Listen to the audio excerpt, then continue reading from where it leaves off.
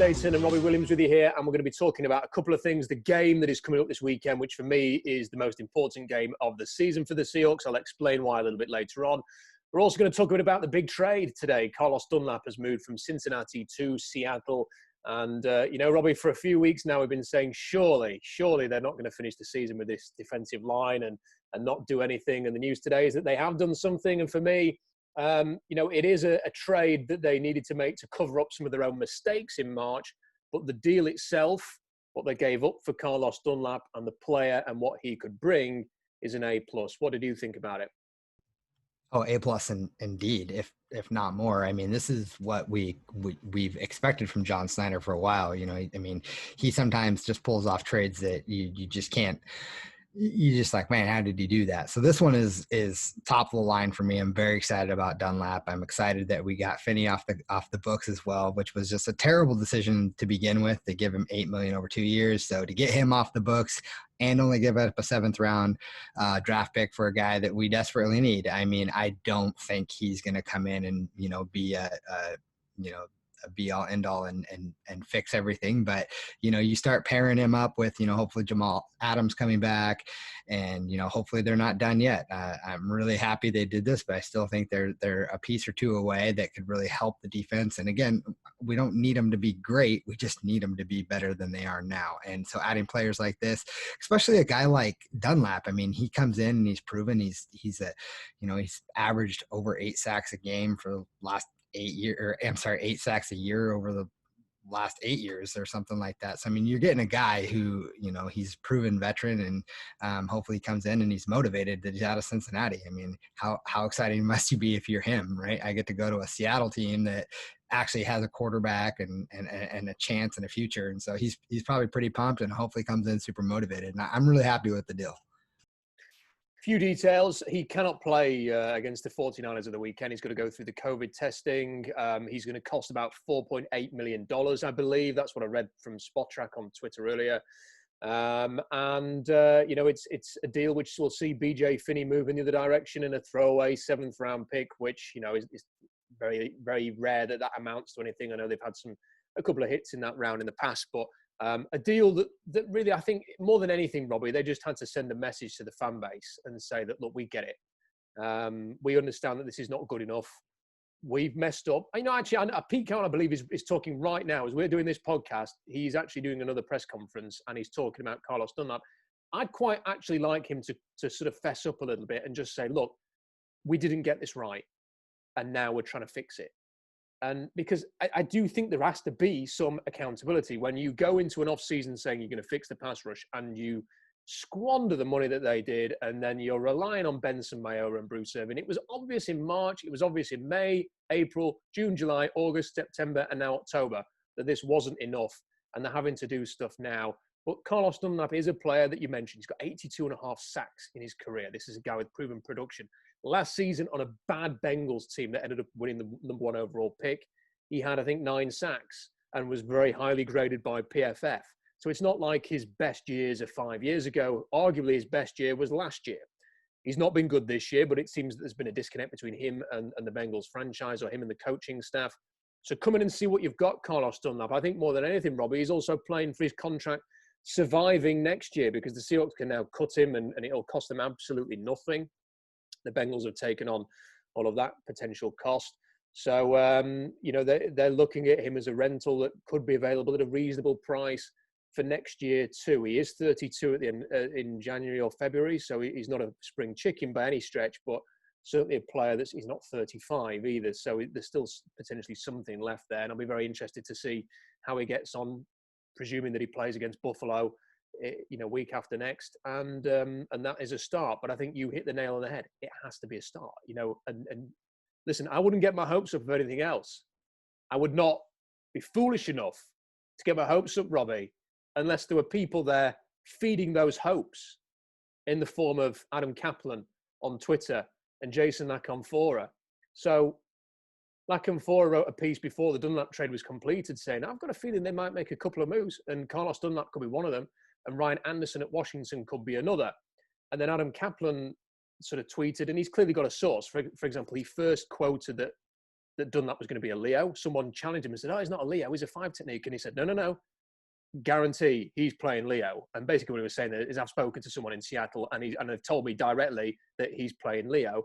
And then a couple of tweets later, he said, "I wouldn't be surprised if they don't do something else before the end of the trade deadline." And that made me think, great, because the fact that they've moved Finney means that they can afford Dunlap now. It means they've still got a little bit to play with. Someone like Tat McKinley, who's allegedly on the trade block as well, is going to cost peanuts, Robbie, like a few £100,000 to bring him in. You've got that option. You've got Ryan Anderson, who similarly will cost absolutely nothing from Washington. Get guys in. Let's see some players added to this, because otherwise you are going to drop more games like you did last weekend. They've got to find a way to fix this between now and the end of the season to make sure this isn't a wasted season. Yeah, 100%. And there's guys that we have available to trade. I mean, you think of Jacob Hollister, who, we have a log jam at tight end, and he's a guy who, we put a second round tender on him. He's around $3.5 million this year. He's a guy that he's got some trade value. He's a guy that, people will look at him and think he can play in this league, and, he clearly is a good pass catching tight end. So somebody who needs that kind of player could trade, and we have that as a trade piece for us. And then you also mentioned something that I the one thing I like about the Dunlap deal too is that we do have him if we have the option for next year. Like if this way we are not going into like a Jadeveon Clowney kind of situation where I'm not comparing the two players, but I'm saying as far as having the option of having him next year, so we don't have to keep having the same conversation like, oh, they have to go. Like if he comes in and plays really well, and let's say he gets 6 or 7 sacks over the next rest of the season, and you think, okay, he definitely fits in the scheme of what we're doing here in Seattle, you can have the option of keeping him for next year at what, I don't know, 12 or 13 million for one more year. And so I mean, you think about that's like, in terms of value, I mean, we need that. So, it's good to have. And I you're right. We got to go out and get somebody else. We're not done. I would love to see 2 more moves. I mean, I'd love to go see us get another, defensive end that can to add a little bit more pressure, maybe 2, but I'd like to see another defensive tackle as well. And I was, I think we had a conversation off our podcast. So I was like, go get Carlos Dunlap and Geno Atkins. Like, I was like, just do it, get them both. And, I don't know if that's, obviously that's not realistic, but like, someone else. I still think we need a D tackle as well.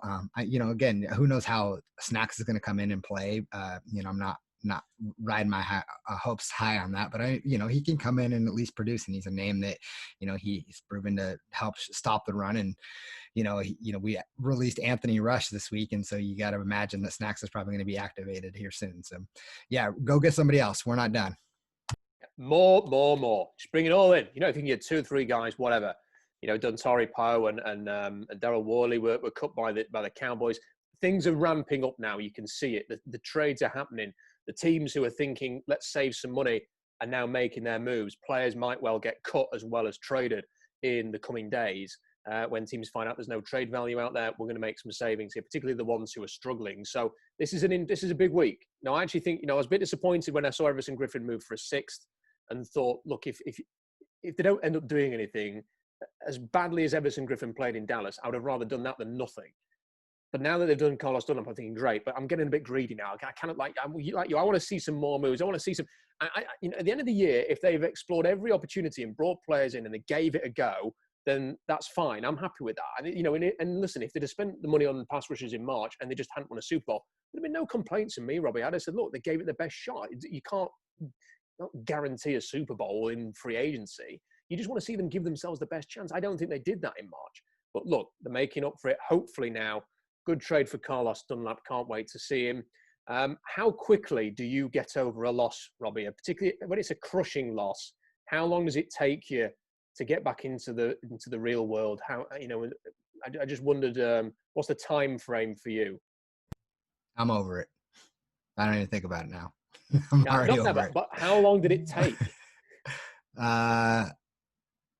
I don't know, maybe a day or something. I'm already moved on. I'm thinking about San Francisco, and it depends. If this was a playoff loss, it lingers for a lot longer, and I probably sulk on it until draft time, and I get excited again about football. But yeah, right now I'm over it. It took me a couple days or a day or whatever, and I'm just like, probably the next day, like Monday morning or whatever, I was like, okay, I'm over it. Just stop thinking about it. I'm a terrible loser.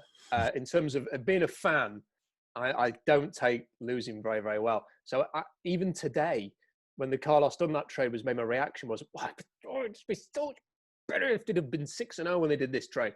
And then I listened to the Brock and Salt podcast, and they highlighted things to me that I'd never even thought of. Like Michael Dixon punted the ball away at the end of the fourth quarter when there was still 4 seconds left on the clock. Those 4 seconds could have mattered. And then Brian Baldinger did the Baldy breakdown thing and showed Damian Lewis running the wrong play, running into Ethan Posick. And then my poor suffering wife, apart from having to listen to a 30-minute rant on Monday when she came home from work about the game, then I had to show her this video of Damian Lewis running the wrong way and say, if he just did that, they would have got the first down. So I'm really, I'm a terrible, terrible loser. I've ruined Christmas days. When they played on Christmas Eve, so it's obviously very late over here. So it's like 9 o'clock or 1 o'clock, and then Christmas Day I've woken up, and my kids have been there, unwrapping presents, and I've kind of sulked, and then I've kind of made the dinner, and like I've just Christmas, it's just because of the Seahawks. So I'm a terrible loser, and I've got to say, Robbie, I need the Seahawks to win against the Niners in order to forget about this Arizona Cardinals game. It's a big rivalry. I think that the fact that the Niners had that 5 or 6 years where they were absolutely terrible, and they had like Chip Kelly and that guy whose name I can't remember, who looked like he should run a video store. But now they've kind of stumbled upon one of the best coaches in the NFL almost by accident, and Kyle Shanahan's doing a great job. The Seahawks, for me, this is the most important game of the season, because if the Seahawks go to 5-2, they were 5-2 last year. They were 5-1 last year, and they lost to the Ravens at home convincingly. 5-2. It was a reality check. I think from that point onwards, I kind of felt, and I think a lot of other fans did, this is a good team, not a great team. That the Ravens and others were on a different platform. You can't go to 0-2. Can't afford to drop another, back-to-back games in the NFC West. And the Seahawks are playing a Niners team that is suddenly looking really good. Again, go and beat them, move on from Arizona, get an NFC West win, get some momentum back in your season. We're having a great conversation on Sunday night. Lose back-to-back games, people are going to ask all sorts of questions about this team, the way it's built, whether the way they were winning early in the season against bad teams is sustainable, what exactly their ceiling is. And fans are going to start panicking a little bit if it goes to 5-2, which is still a strong record, Robbie, but it's not that good when you start at 5-0. Yeah, this is a very important game. And, and you just have to wonder which Niners team shows up. Is it the Niners of the last 2 weeks who have been playing really good football, or is it the Niners that lost to the Eagles and Dolphins back to back? Kyle Shanahan is, like you said, he's the top tier coach right now. And he calls game plans that are just incredible. Like, you watch the Niners play and just like, he just seems to call all the right plays. So you got to wonder, like, how do we adjust with our defense? And, I think even if we lose this game, I think fans will be panicking. And I think, a lot of question marks will be, asked. But I think you'll start looking, okay, well, Carlos Dunlap's going to be coming. He's not going to get to play this week. And, maybe we make a trade for somebody else. And we're going to start bringing these guys in. But yeah, their running game scares me. And I don't care who's it. I don't even know who the running backs are right now. I know, like, they were down to Wilson and he's out, and Jerick McKinnon for some reason didn't play at all, and now he's like, or he got one snap and now he's gonna play, or maybe not. I don't even know. It doesn't matter who their running backs are. They run the ball really well, and they design plays to get the running backs in the right position. So this is gonna be a big game for stopping the run. And then when you put pressure on Jimmy, he struggles, and we don't put pressure on anybody. So we really need Jamal Adams back. I mean, I know we shouldn't rely on him to be our straight pass rush, but we need someone to be able to get at least a little pressure on him. And Jamal seems to be able to be that guy. And, we desperately need him back. He's their best defensive player that we have. So we got to get him on the field, and hopefully he's healthy this week. And this is a big game. I would rather see us go 6-1 than 5-2. What has annoyed me a lot about this season, Robbie, and it's kind of made me realize once again that the Seahawks are good mainly because of the talent they have, not because of particularly the scheming or anything like that. The offense is humming because they have Russell Wilson and DK Metcalf and Tyler Lockett and and Chris Carson. And that's not to say that Brian Schottenheimer is doing a bad job, but, you know, the adjustment and the stuff, you know, when it's going a bit tits up at the end of the Arizona game, where's your, right, let's isolate DK Metcalf here and get a ball to him because he's not done anything for the whole game. You know, let's find the matchup that we need on this third down in order to extend this drive. You know, that screen to DK was so close to being an unbelievable play. Why did they wait until like the penultimate play to throw that? It just seemed like an easy solution to get the ball in DK's hands. See if he could make something happen, especially with all that pressure coming at you. It seems simple in hindsight to say, why not just throw a screen to the fastest man on the field? I mean, like, it eliminates the pass rush. It makes them think about things a little bit more, and it gets the ball in DK's hand. I don't know why they waited until that. And then I look at the 49ers and I see, you know, game to game to game, Cal Shanahan has little wrinkles, little ways to make his running game work so effectively. He'll have his fullback doing funky things, you know, peeling off, and you have people running across the formation. Has everybody sweeping one way, and then they'll reverse it the other way. The misdirection stuff, the outside zone that they run, all of these running plays that just keep you on your heels all the time. And it's never quite the same week to week. And then you've got to think about George Kittle, and you've got to think about their fast receivers. Jimmy Garoppolo can drop back and fire very quickly. If you don't get pressure on him to make him jittery, he can, as he did in week 17 last year, slice and dice you a little bit there, Robbie. And on defense, nobody has suffered more than the Niners in terms of injuries this year, and yet they find a way to scheme pressure. If you watch a lot of these games, they've handled the Rams in a way that the Seahawks have never handled the McVay offense in 5-6 attempts of trying. So I think it concerns me a lot, this game, because if you drop to 5-2, not just the stuff that I said earlier, Robbie, you've then got to go to Buffalo. You've then got to play the Rams, who are the toughest opponent on the schedule for me for Seattle because they never play them well. You've then got to play Arizona again. Then you've got to go to Philadelphia. Who knows where they'll be in a few weeks' time? That's a winnable game, but not an easy game. You know, where could you be in a few weeks if you drop this game? I mean, it could unravel a little bit here. So on the other hand, you beat the Niners. Buffalo, you feel a lot better about, especially if you've got Snacks and you've got Carlos Dunlap and you've got Jamal Adams back. So I think we're at a real crossroads of the season this week, Robbie. What do the Seahawks want to be? You know, do they want to be a contender, or do they want to be a pretender? Yeah, and a lot of this is going to rely on Russ. I mean, he's got to bounce back from that terrible second half that he had, and I think he will. I think he's going to come out and he's going to be firing, and I think we're going to do what we can to get DK the ball. Because I mean, hopefully they realize now that he's just a beast, and you got to get him involved early, and even if it's an end around or a quick screen pass or something, to get the ball in his hands and give him opportunity to make a play. Because as great as it was to see Lockett catch like 15 passes for 200 yards, we really needed DK to be in that mix as well. So I'd really like to see a little bit more of that. And, in terms of the Niners, we're just going to have to, it's going to be scoreboard pressure. We're going to have to score a lot, and let's put it on Jimmy Garoppolo to beat us and not let them control the clock, run with their run game. Because, I mean, if they start controlling the clock and, Russ is sitting on the sidelines and they're putting together 80, 90-yard drives and holding on to the ball for 9-10 minutes a quarter, that ain't going to do us any good. So we really need to get off the field, stop them on their runs, put the pressure on Jimmy, and then really, let Russ handle his business and put points on the board quickly. I find it quite an enjoyable rivalry, but also one where they're quite a frustrating team to come up against. There are a lot of things about the Niners that I find quite irritating.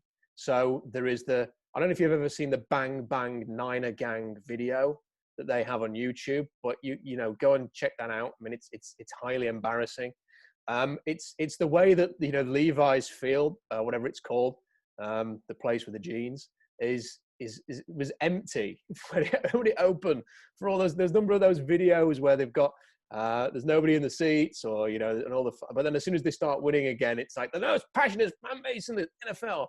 And then there was the other thing was that when they had that cheat sheet a few years ago, and this was at the height of the Seahawks Carol Harbaugh era, where they had the cheat sheet to tell the fans how to cheer. So when there was a third down, you need to do this. When the opponent is on the field, you need to do that. You need to make some noise then, but be quiet when the 49ers offense is on the field. And then there was the other thing, was that huge banner that they brought down that said "Beat the Seahawks" on it. I think in 2014, just before the Seahawks beat them for like the 7th time in a row. and then went back to the Super Bowl. I mean, there's just a lot of things about the Niners that just, stick in my craw. And there's nothing more enjoyable, Robbie, than beating them, which is why it's very important as well that they beat them this weekend, because the last game was if I was the Niners, I'd have been embarrassed kind of celebrating that win too much, because the Seahawks were so beat up. And there was, it was just a shell of a Seahawks team that was what, a couple of inches away from actually beating the Niners and claiming the NFC West. But the fact that it was so close, and that was the sort of springboard for the Niners to get to the Super Bowl, I think it's also very important that the Seahawks get one over the Niners at home and put things right in this game. You said it right there. I mean, it's important to win at home. I mean, I know we don't have fans in the crowd, but still, those are the games you want to win. You want to win at home, just for pure pride sake. You need to win those football games. And so, yeah, going, and especially against the Niners, this is our biggest rival. And they're playing, the last 2 weeks have been playing really good football. So go out, try to get this win. I mean, it's going to be a tough one. I mean, this is not one that I'm not really looking forward to this. I got a couple friends who are Niner fans, and I don't want to hear it from them. So I'd rather do the trash talking than hear it from them. So let's go out and get it done. I don't have to deal with it. It's hard to know what to sort of really make of the Niners as well, because they have looked really good. I mean, they hammered the Patriots, but then the Patriots have been so bad for a couple of weeks now. I mean, they were awful against Denver as well. The Rams, another team, it's hard to work out the Rams, isn't it? I mean, the Rams just absolutely handled the Bears, but then were so disappointing against the 49ers. And then the week before those two great wins, you see the Niners just absolutely hammered by the Miami Dolphins, and looking like they could end up picking in the top 5 off the back of that game. It wasn't just a narrow loss. That was an absolute disaster zone from the 49ers. So, I think the one thing that I'm clinging to, Robbie, with this strange year, NFL season, everything that's weird that's going on, is that really there's only kind of one team so far that has played very consistent football, and that is the Pittsburgh Steelers. Even they have streaky moments in their games, but they're the only unbeaten team left for a reason. I think the Kansas City and Baltimore's only losses against Kansas City have been fairly consistent and look like you'd expect the Chiefs to look. The Ravens ditto. I think Tennessee is streaky. I think Tennessee remind me a lot of the Seahawks, actually, in the way that they go from way up here to way down here, and they rely on comebacks, and then they look great for spells and then look bad at others. That there's not actually that. There's probably like an upper tier, and then like a big fat sort of second tier, and maybe even a big third tier as well of teams. And that maybe we are going to see fluctuating performances, and maybe the Niners are going to be one of those teams, because if they play like they did the last 2 weeks against Seattle, and if the Seahawks defense plays the way it has for the whole season so far, it could be hard to get off the field against them. Yeah, absolutely. And, the thing is, you look at it against just the Dolphins in general. I know they didn't have Garoppolo, and then was it CJ Beathard or whatever, they brought him out to play, and you could argue that point that they were really struggling at that point in time, but still it's the Dolphins, and it wasn't just like it was like they lost a close game. They got thumped. And so you start looking at him like, man, I thought for sure that the Rams were just going to run away with it, because the Rams, are the Rams, and look pretty good. And so I thought for sure the Rams would just destroy the Niners, and then they come out and they play really well and beat the Rams. So yeah, and you're right. And the New England Patriots, man, they don't look very good right now. So it's tough to say and really how the game is going to go. I imagine it's going to be super close. Like I think Seattle could pull this off, but I'm not really ready to make a pick yet. So give me a few minutes on that one. But yeah, it's going to be tough. And I really want to see Russ just kind of come out and redeem himself as well. And you're right. I want to see Schottenheimer just game plan a little bit differently. Like if they're throwing something out that you're not used to, like adjust on the fly. Don't wait for a half to get over or whatever. Cause I feel like there's a couple of times the play calling has been really, really bad. They just haven't adjusted well until later on. So I'd like to see something a little bit different with Schottenheimer on that front. I have I think there's two things I want to raise here. And a question and a point I would make. On the offense, I worry a little bit, Robbie, that the Vikings and the Cardinals have kind of shown a way to stymie this offense. So Minnesota brought a lot of pressure, showed a lot of we're going to blitz heavy here and then back out of it a little bit. And, the Seahawks didn't score in the first half, had really like one spell and then where they had a few turnovers and then had a drive at the end of the game and somehow won that one against Minnesota. But there was nothing coherent about that offensive performance. Then against Arizona kind of sat by, and tried to be very careful and precious with the Seahawks and gave up like a record-setting first half of points and yards. But then in the second half, then started showing more blitz looks and backing out of it or bringing the heat and man cut. And then again, the offense stalled. So 7 points, interceptions, Wilson confused. I'm a bit worried that teams have now got a way to combat Russell cooking. And that, when you have four terrible interceptions in 2 games, Russell Wilson being excellent 1 minute and streaky and problematic the next, I sort of want to see if the Niners go that route, I want to see him adjust and I want to see him be able to handle that a little bit better in this game. I think that's very important. The other thing is, how do you defend this Niners offense? What do the Seahawks need to do? Because if you're going to handle all of the outside zone stuff and the sweeps and the misdirection, you probably have to play them the same way that you play the Rams. Now, if Jamal Adams is in this game, you probably have to line him up at the line of scrimmage and have him take one side of the field, or you have to have him from some of the second instead of the third level, and you kind of have to let him sort of run to the ball. Then you're going to have to utilize Jordan Brooks, I think, probably playing on the other side to take away those edges. But the problem is, then you've got your star safety at one end and your fastest linebacker arguably at the other end. And who's watching George Kittle at the second level? Who are you sort of matching up with Kittle? Is it are you going to put Hugo Amadi on him? Because I'd be a little bit concerned by that matchup. And you don't really have a third cornerback that you can put on Kittle. So that's the problem for me, is you have got the personnel, if Adams is healthy, to take away some of those runs on the edge. And if you put Snacks Harrison in the middle, you might even be able to just play 3 defensive tackles in the middle and say, that's our stout front. We'll play Poona Ford, Jaron Reed, Snacks Harrison, 3 defensive tackles. And maybe it's a bit more of a 3-4 for this game. And then you've got your speed on the edge to take away all that stuff. But then how do you deal with George Kittle? I don't really know what they're going to do. And if there's one thing we know about the Seahawks this year, Robbie, it's that they've kind of tried everything and got nothing. When they blitzed, their sack percentage was 3%. When they didn't blitz, their sack percentage is back down to 3% now. They're not getting enough pressure. They're getting burned. They're giving up long drives. They're giving up short drives. They've tried heavy pressure. They've tried no pressure. They've been attacking. They've been conservative. Nothing is worked. I don't really know what else, short of just throwing more different players in, they can do. But for this game, they're not going to have those new players. They'll have Snacks Harrison, presumably. That's why Rush has been cut. But they might not have Adams. They're not going to have Carlos Dunlap. So they're going to have to kind of work with the guys that they've had for the last few weeks. Yeah, you'll see Ryan Neal probably step into that Jamal Adams role like he kind of has been. You'll see him kind of maybe rush and maybe line him up on that same side and bring him down into the box. And then, it's going to be a lot on Quandre Diggs, to be honest. Single high safety, get him up there. He's going to have to really play the field. And, this is like something that Earl used to do really well. So you get him out there and he's going to have to really, take away some of those lanes and be ready for those, those outs or whatever it's going to be. And, for guarding George Kittle, I don't know if you put KJ Wright or I don't really know if I really want to see KJ on him, but Ugo Amadi or someone, this is going to be something you're going to have to hit him off the line quickly, and hopefully you break the route and you can get to the quarterback. This is where we have to put pressure. No matter what we do, we're going to have to put pressure on Jimmy to make some quick decisions, and hopefully he makes a couple mistakes, because once you start getting in his head and rattling, he can. You don't want to get that guy on, because when he starts getting on, he is a really good quarterback. If he gets on, he can make the plays, and you just don't want him to get on. You want to keep him off track. I don't really know how you stop George Kittle, though. He's just one of those guys that you just hope to contain him. You don't think you really stop him. So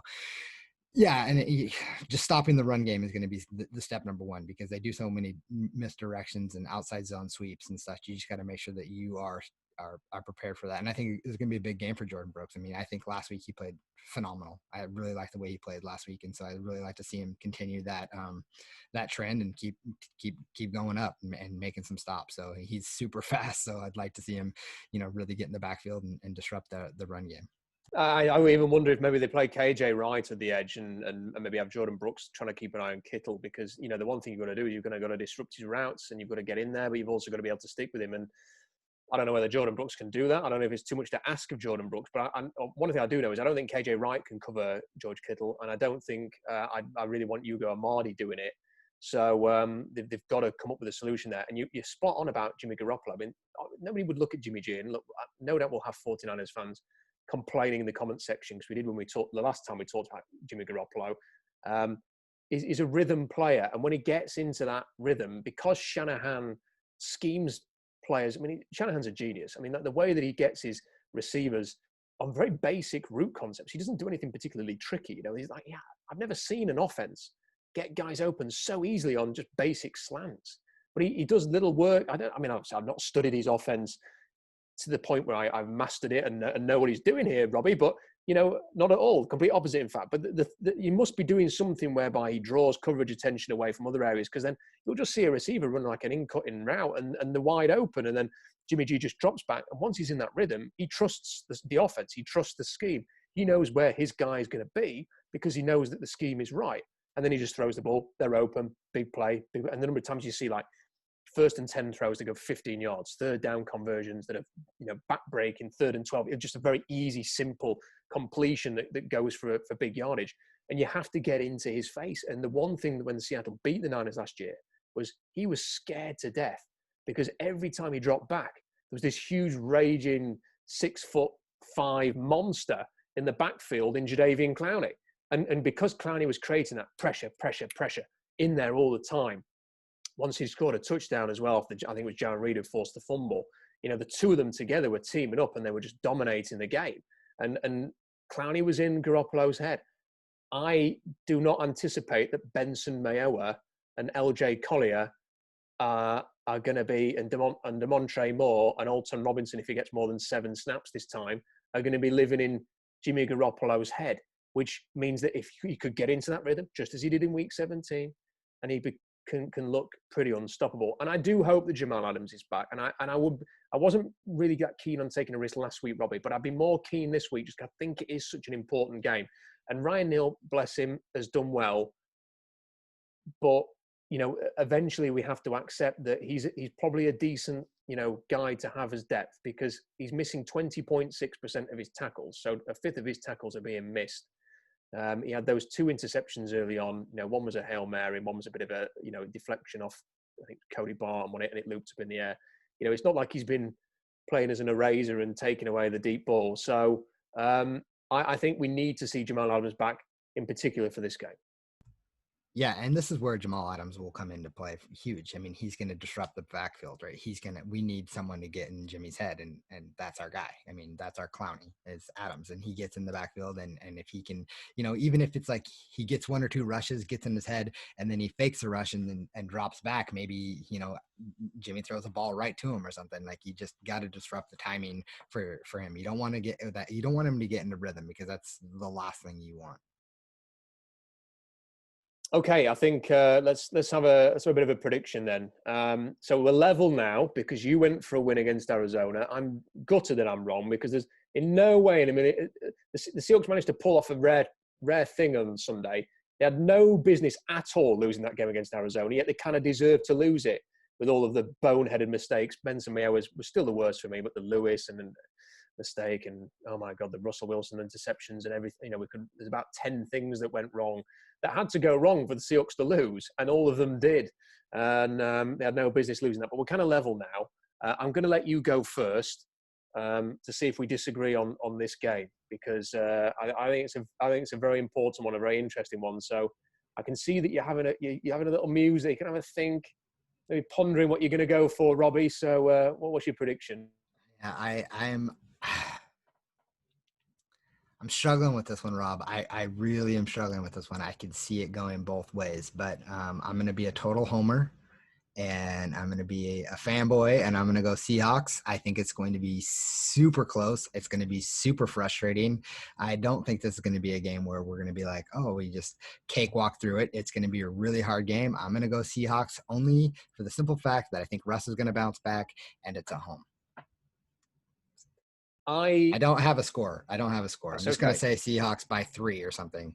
Right. I quite like the comment that somebody put that we kind of have a good cop, bad cop thing going on here, and that's not by design. It's not. I don't set out to be a miserable British guy, and Robbie doesn't set out to be ultra positive Seattleite, if that's even a thing. I don't know how you refer to yourselves in Seattle, but the point is that I just give my views. Robbie gives his views. It just works out this way sometimes, and unfortunately, I am gonna go against the Seahawks in this game. I worry a lot about that defense. The cavalry is coming a little late for this particular game. I don't know how they're going to slow down Kyle Shanahan's offense. I do think that there's a good chance that Seattle will start slowly, and we may see a repeat of the Week 17 game where the Niners kind of get on the Seahawks, maybe get ahead by 13 points. Then the Seahawks start making a bit of a comeback bid, but ultimately the Niners just managed to keep them at arm's length. And I think that off the back of that game, it is going to cause some issues, and people are going to start wondering where this team is going. I've long thought it's just a repeat of last year. I'm afraid to say they were 5-1, lost a home game, and went to 5-2. And I think the same thing is going to happen in this game. I think that the Niners are going to win 26-21. The Seahawks may even have the ball at the end with a chance to win. But you keep playing these close games and you eventually start losing some. And what I really want to see happen, Robbie, is something that hasn't happened in an awful long time. A convincing, good win. I want to see a 21-7 or something like that, where they come out and they just say, you are not having this win in our building. And they just go out there and win and make a statement to everybody else, including people like me, who are doubting them, and say, we mean business. But unfortunately, I don't see it happening at all. Yeah, if Jamal Adams plays, this is where I for sure think the Seahawks will win. But if he doesn't, then I would have a hard time betting on that right now. But I think I'm just gonna have to go with the Seahawks because I want it. I want it so bad, so I'm gonna go with it. And I want to put that in the universe, Rob, and let it be good. That's why my positive stuff is coming from. I want the Seahawks to win, so I'm gonna keep rolling with that. But this is gonna be one that I know is gonna be a frustrating game. I already know it, so I'm preparing now. And Seahawks fans, prepare for it now. Don't get frustrated. Just wait for the frustration to happen, and then hopefully Russ's magic will happen. Oh, mate, do you know, you haven't lived until you've watched a frustrating Seahawks defeat that finishes at 4:00 in the morning. Really, believe me on that one. Right, thank you again, Robbie. Brilliant. We've kind of differed again on the prediction, but it makes it more interesting. We'll see who's in the lead after this game. And, of course, after the game, we'll be here to talk about it all. And hopefully we are talking about that convincing win. Please have a convincing win and just make life easier for once. And, let's have a positive week after. Robbie said he moved on quickly. I struggled to move on. Very quickly before I leave, I don't know if you saw this. I am drinking out of a Denver Broncos mug today. And I wanted to quickly tell you about this story. So when the first Seahawks game I went to was against Green Bay, instantly fell in love with the team that day. And I was living in Vancouver at the time. So we went back to Vancouver, she was my girlfriend at the time, now my wife.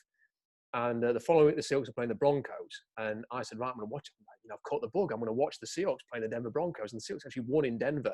And my wife said, well, I'm just going to root for the Broncos for a laugh. So she did. And she kept up this pretense probably for a couple of years, long before the Seahawks hammered the Broncos in a Super Bowl. But along the way, she acquired this mug. I've got a Seahawks version, but she acquired this mug. But I must admit, I don't hate the Broncos. I've got no reason to hate the Broncos. So I'd quite happily drink out of it. If it was like a Niners mug or a Rams mug or a Steelers mug or a Patriots mug, no, it'd be in the bin. But Robbie, am I a bad fan for drinking a lovely cup of British tea in this tonight? Or are you going to let us off with that? Well, I don't know, man. I remember back when we were in the AFC West and we played the Broncos and the Raiders and the Chiefs all the time. So I used to have a poster of Steve Largent. He had the Bronco head and he was holding it and he was like Bronco hater or whatever it was. I don't remember that. And then on the other side, there was another one. It was like Raider hater or something like that. So yeah, I mean, you're a terrible human being for drinking out of a Broncos cup. What's wrong with you? Yeah, I deserve a punishment for that. Hopefully I will deserve a punishment for my crap prediction as well that the Seahawks are going to lose. But hopefully they will win and I'll be the first one. If the Seahawks win this game, Robbie, it will be my pleasure to begin the next podcast with a confession that I got it completely and utterly wrong. Happy to do that. Let's see what happens. For more analysis, head to SeahawksDraftBlog.com. There's an article up there now about the Carlos Dunlap trade. Hopefully we'll talk about another trade soon as well. We'll have lots and lots of stuff ahead of the Niners game. And, of course, the college football season, as that is rolling on too. So join in the comment section there. Join in the comment section here on YouTube as well. Don't forget to tell your friends about the podcast. The instant reaction podcast after the Arizona game got a noticeable reduction in views. And I hope that is just because everyone just didn't want to listen to us talking about horrible defeat rather than anything we've said. But if there's anything about the podcast, share and like it. Spread the word. We'll see you after the game against the 49ers.